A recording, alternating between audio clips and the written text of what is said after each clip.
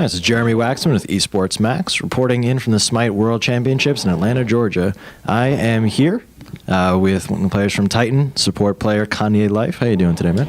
I'm doing great. Pretty hyped. So you just came off a huge win against SK Gaming. Don't have to go through the whole thing. Just give us a little breakdown of how those games went for you.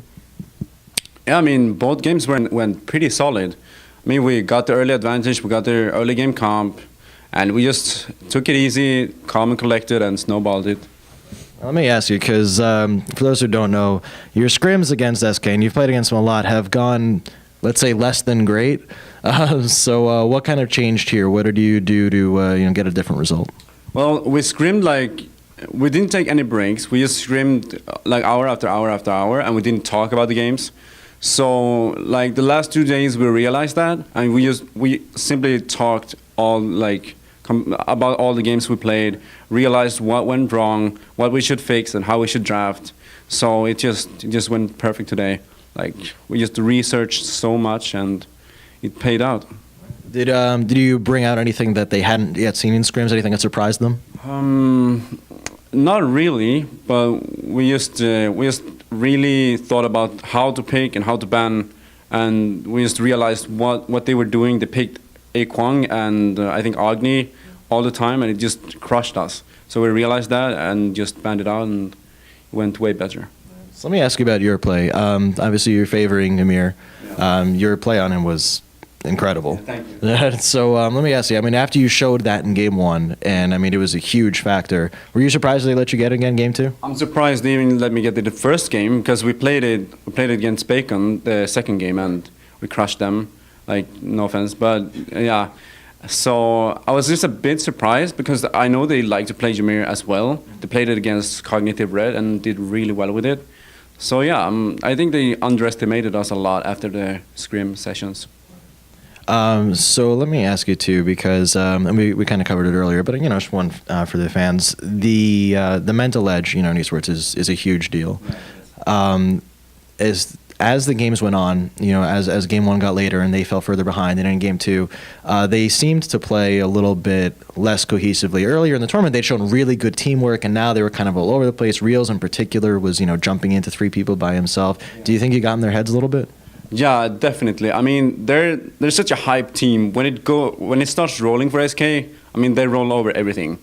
But that's why we just picked early, and after they got a little bit behind, and we just kept snowballing. I think they really have a hard time adapting to that. They really strive off the momentum, and if they don't get it, I mean, it's hard for them. I think they need it. They need it to succeed. Yeah.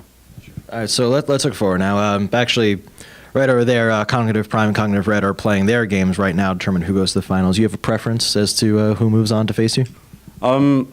First of all, I've talked more with Prime, so for that sake, I like them a lot. So I hope that they make it, and also I want revenge from the last match we played, and try to pick a better comp. And I also think their playstyle fits us a little bit better. I think we have a better chance at fighting them. They pick more towards the late game. So if we just play like we played now and pick the same thing, I think we'll have a really good shot. Right. Yeah. I know you guys definitely appear to be at the top of your game right now. Yeah. So let me ask you, coming into the tournament, what were the expectations? Someone had told you that you were going to get to grand finals. Would you have believed them?